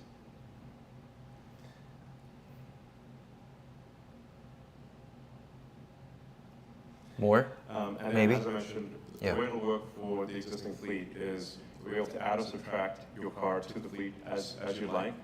And there will also be Tesla-owned cars. So it'll be a combination of like Uber plus Airbnb. But it'll be pretty wild that there'll be a software update, and then the whole fleet suddenly becomes accessible. It's like suddenly you've got 7 million, 10 million cars that can, ultimately tens of millions of cars that can do autonomous driving, and instead of being used 10 hours a week, can be used 50 or 60 hours a week.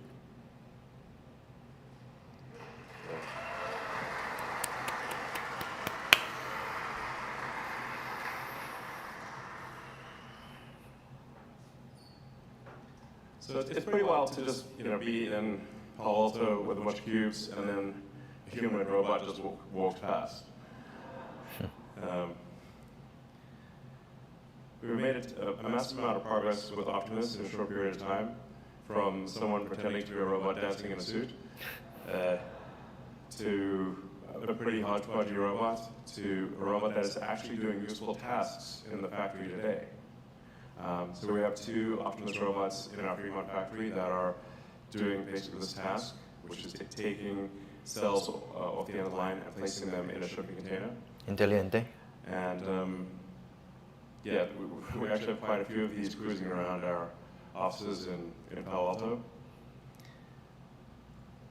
So there's, and I think we've got kind of like one major hardware revision, which should be done by end of this year or early next. And then we'll move into a limited production next year of Optimus.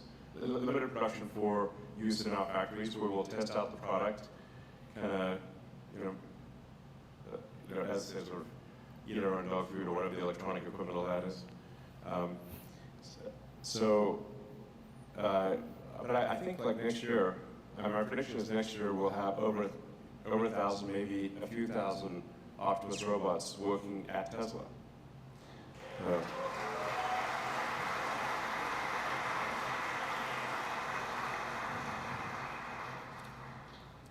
And things are going to scale up very rapidly from there. So we'll iron out the bugs. Like the degree of autonomy will be radically better. You'll just literally be able to talk to it and say, please do this task, or I'm going to show you something. Now do that for the thing that I'm showing you. Get to the point where it can watch a video of something like a person, and then learn just by looking at that video and do that task. So, yeah. It's coming. It's coming. So really, it's going to be quite something. And I'm confident of the prediction that there will be more, like the ratio of humanoid robots to humans will be greater than 1 to 1. So that there'll be, more than 10 billion humanoid robots in the world, probably 20 or more. And Tesla's going to be by far the leader in that. You're seeing a lot of robot startups, but I think it's actually very challenging to do Optimus as a robot startup, because what we found to make Optimus work, we had to design from first principles, from scratch, every part of the robot. So the motor, the gearbox, the sensors, the power electronics, the communication system, everything had to be done from scratch. We found that there's basically nothing. There's no supply chain. So even though there are many electric motors made in the world, there's no supply chain For the two people in the live stream, that are needed for a humanoid robot. if you stay here until the end, let me know, because I could give you gifts for watching my live stream for a long time. So yeah. Hey Karthik. I know you like gasoline cars, but I will see, we'll see.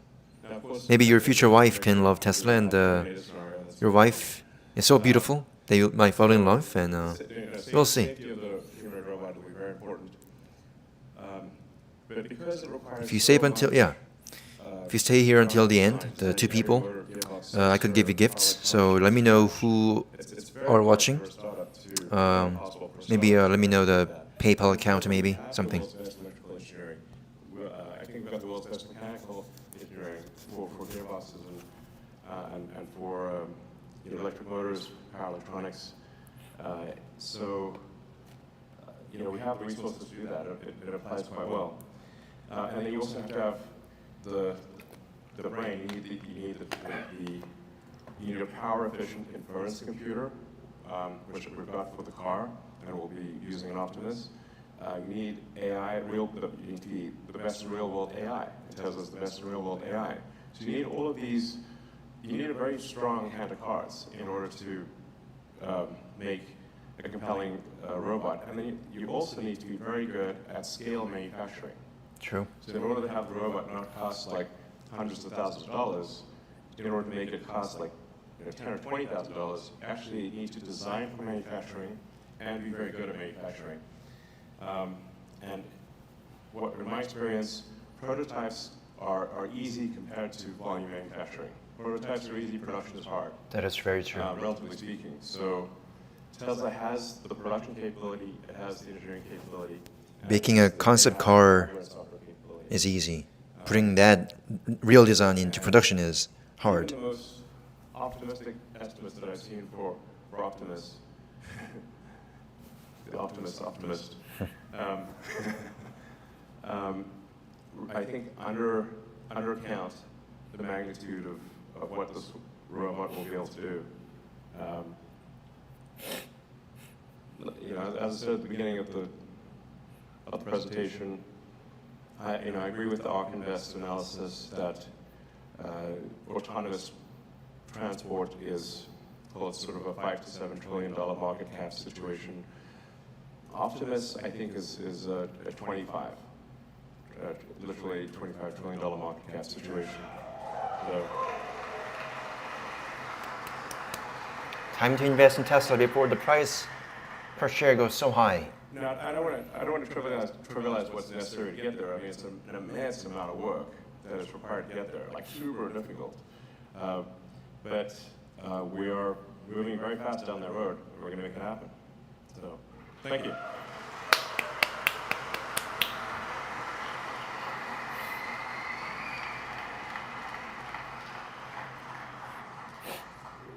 I guess with that, we can go to Q&A. Sorry? Yeah. I guess we've got mics lined up. Dive for the mic. There's a pretty important moment. Q&A. Hey, Elon. Last year I thanked you for making the world a better place for my son to live in. And I wasn't clear. In particular, I was referring to what you've done for the First Amendment and our rights. Thank you.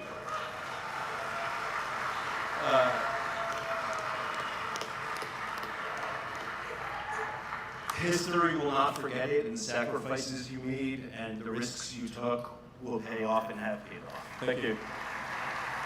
Yeah. Well, I very much appreciate that. I think you asked like why was the First Amendment so important? It's because people came here from places where if they spoke their mind, they'd be put in prison or killed, or just shut out from society, ostracized. So freedom of speech is absolutely fundamental to a good future. And yeah, that's the reason for acquiring Twitter and trying just making it a free speech. So yeah, for the people who are watching this, right now there's a Q&A section where people from the meeting comes out, ask some questions to Elon directly. Thank you.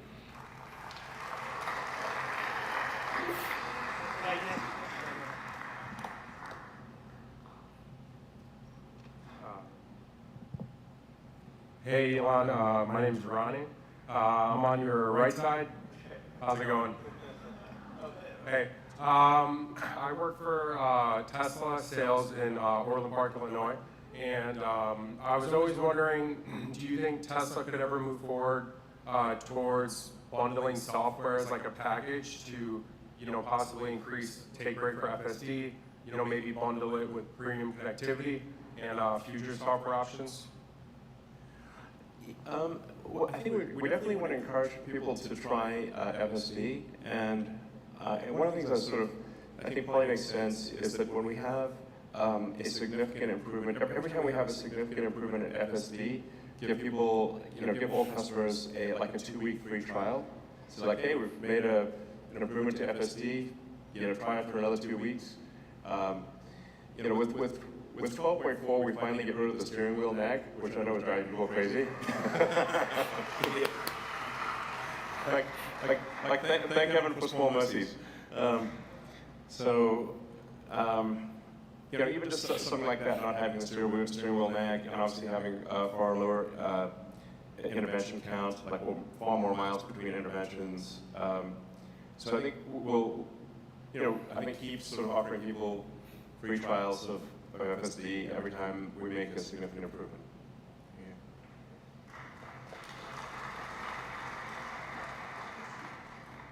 Oh, sorry, yeah. It's when you hear the loudspeakers, the speakers, you're like, I can't. Ears don't work, Good afternoon.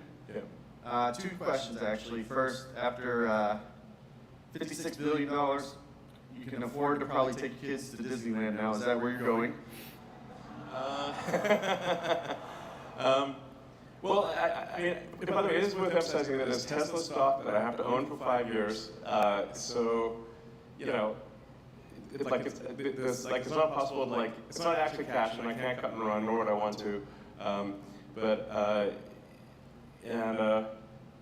I've actually been to Disneyland, Disney World many times with kids. It's a little tough for me to go these days without causing a ruckus. Maybe that's just like wear a Mickey Mouse outfit and just go and, pretend I'm like one of the. So as we work on autonomy and we're getting to that threshold where Franz 1000 right there. Level, eventually there are going to be some harsh consequences. It's part of breaking through, right? And I'm just curious where your mind is at on that, and have you thought about, some of those early consequences that we're unfortunately going to have in order to have a better, safer future? I'm just wondering. You mean like scary robots or what? No, in the cars with full self-driving. Okay. Like we've seen some companies that there's been some unfortunate mishaps, and they just straight up like close shop, and that's not the plan. Like Waymo. But those are real consequences of developing this technology. Waymo. Yeah, well, we do try to be very careful with the deployment of FSD, and we do have a lot of cars. So, inevitably, when there are a lot of cars and you've got billions of miles, you do have the law of large numbers, where there's a small chance of something bad happening, but when you look at the sort of safety per mile, because we've got a lot of miles, it's very clear that the safety per mile is better than human driving. So. When we can show that to regulators and obviously make our case to the public and say, actually, human driving is not perfect. There's a person killed roughly every 80 million miles. So like 35, 40,000 people are killed every year in the U.S. from auto accidents. What matters is are we making that number smaller? And as long as we're making that number smaller, we're doing the right thing. Thank you. Hey Elon, this is Prakash. I have one question. Sure. So we know that we love you all. We love from our bottom of the heart. We love you so much, Elon. Thank you. My question is, we all know Tesla will be the most valuable company in the world one day. Yeah. We just want to know if you have any prediction when and what is the inflection point when we can say this is the inspection point, is it solving the FSD or is it like Optimus on ground will be the point from your perspective? Well, as I mentioned before, I think it's worth looking at the the ARK Invest analysis. I think that is the most accurate analysis.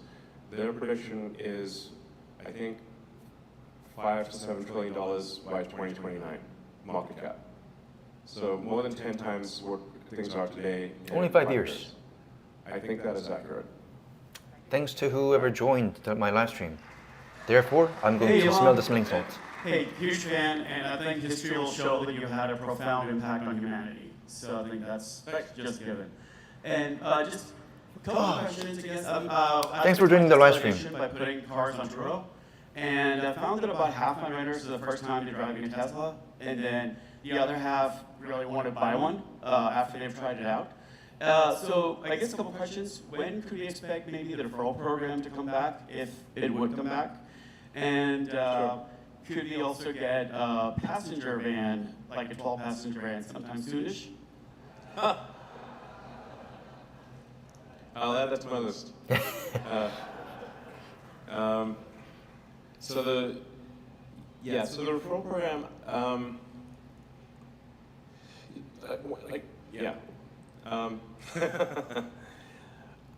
I think we'll re-examine the referral program probably next quarter,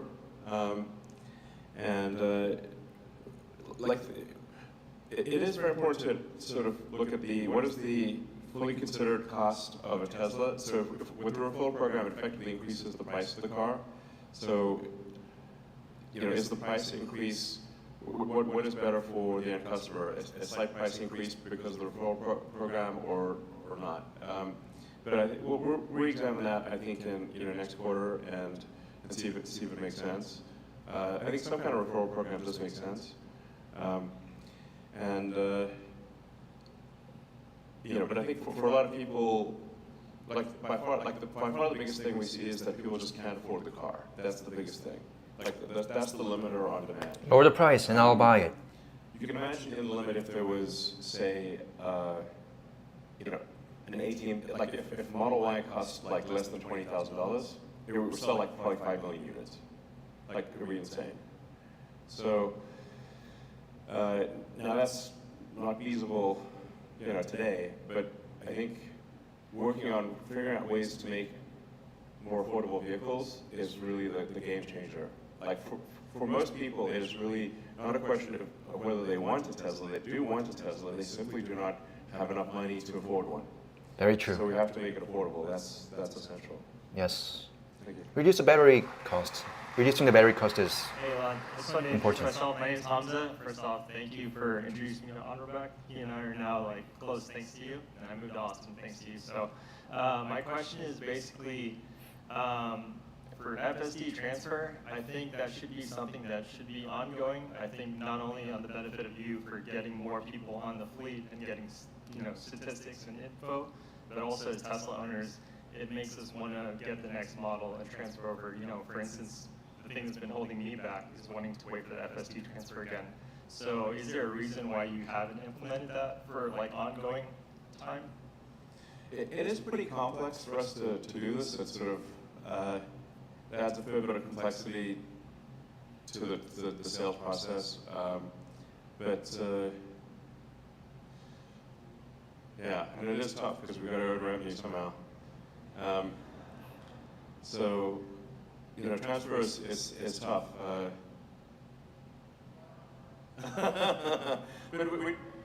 Sorry? One more quarter. Okay, one more quarter. All right. You got it. One more quarter. All right. So we're in.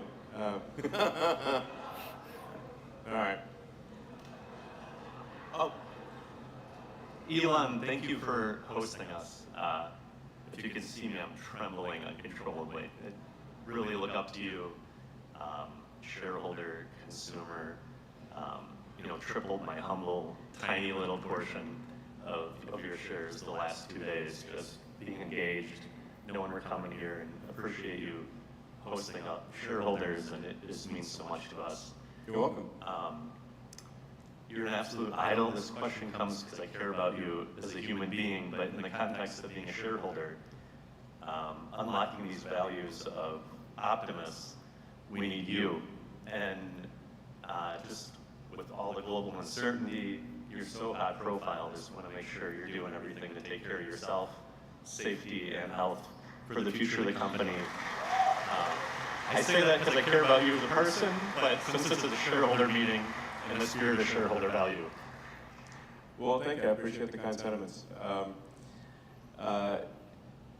Yeah, I think I probably need to like work out, and you know, and like not get assassinated or something. You know. I mean, it is getting a little crazy these days. You know, like to first approximation, the probability that a homicidal maniac will try to kill you is proportionate to how many homicidal maniacs hear your name. Okay. So they hear my name a lot. I'm like, okay, I'm on the list, you know. So yeah, so we actually did have 2 homicidal maniacs in the last roughly 7 months come to aspirationally try to kill me and a bunch of other people. Oh wow. So it's not just me. And there wasn't like an actual issue that they articulated. They were just, you know, in the homicidal maniac career. So, so I do need to be kind of careful. Which is not great because it like forces me to be a bit more sort of standoffish, you know, and you know, like so now like I stopped signing things because just you know something. Because like that would be a sure way to like homicidal maniac. I'll just have to sign something and then shoot him, type of thing. So then I have to get more standoffish and stuff, which I prefer not to be, but it seems wise. Like I think of like John Lennon, who was like singing about like, hey, can't we all just be nice to each other? And then he got shot, you know, by one of his fans. Like, okay, we'll try to avoid that. Please don't die. Please don't get assassinated like JFK. You know, I appreciate the kind sentiments. I will endeavor to stay alive and keep, and keep, yeah. So, all right. Hi, Elon. I was reading an article the other day. Does Tesla still have somewhere in the product timeline a home HVAC system in the works? A home interact system. We do not have a home interact system that I'm aware of. No, we do not want. HVAC system. Oh, HVAC. Oh, an HVAC. Yeah, sure. Yeah, in the list of things that would be like more useful than, or like it would be nice to do, would be a great HVAC system that is very power efficient. You know, has like a built-in HEPA filter, and like take a lot of things that we've learned in the car and apply that to home HVAC. Because I actually, maybe there is a great home HVAC system out there, but I haven't found it, which is pretty wild. And just building in the filtration system and, you know, being able to sort of maybe also control humidity somewhat and like to be super efficient and quiet, which are all things that we do in the car. That would be a pretty sweet thing to do. You know, maybe we could combine that with Powerwall or something. On the list of things to do, that is not super high, but it would be cool to do that one day. Hi, this is Sandeep. I just want to thank you for making the Cybertruck. You're welcome. Yeah, kids love it. Really, my 4 and 6-year-old, they love it. Exactly. That's what I say. Kids, it's like amazing. It's like I went to Disney last week. Nobody looks at Disney. Everybody looks at Cybertruck. Yeah. There's a funny story, if you may allow. So we were preparing my daughter. We went to Disney, and then from there we were driving to Disney, and then we were preparing my daughter to. She's 4 years to just get used to the lines, and you have to have a lot of patience to get into that. And she's like, Dada, why don't we just say we'll show you our Cybertruck and then we'll cut the lines. I mean, she got used to it because we were driving superchargers and then everybody was coming over taking pictures. Sure. It's a funny story, you know? Yeah. Yeah. And then I have a request. would you allow 6-year-old to tour the factory maybe someday in the future? Right now it's capped at 12 years. Okay. Even though we have referral rewards, it's capped at 12 years. Would you allow the kids to tour the factory? Maybe they can see the robots. Sure. We make an event or something like that. Yeah, maybe we could have like a, like, we're just like worried about kids' safety and stuff, you know, in case kid like goes running off into like the robot cell or something. But yeah, we could I think lower the, maybe have like a more limited tour that's, you know, enables younger kids to go. Sure, we'll do that. All right. See. Yeah. Okay. Donald Trump has been a big critic of electric vehicles. But last week, he surprised us by saying he's a big fan of Tesla and a big fan of you. What did you tell him? Well, you know, I can be persuasive. So, yeah. Actually, I don't exactly know why he. This is a good question. I mean, you know, I have had some conversations with him, and he just called me out of the blue for no reason. I don't know why, but he does. And it's like he's very nice when he calls, and you know, and I was like, you know, electric cars I think are pretty good for the future. America's the leader in electric cars. You know, buy America and stuff, and. Oh, and I think he actually, a lot of his friends now have Teslas, and they will love it, and he's a huge fan of the Cybertruck. So I think those may be contributing factors. You know? All right, I think I'm going to end the live here. Hey, Elon, on your right. Sure, yeah. My name's Keanu, longtime fan of your brand and company and everything. I'm wondering, when you take the driver out of the seat,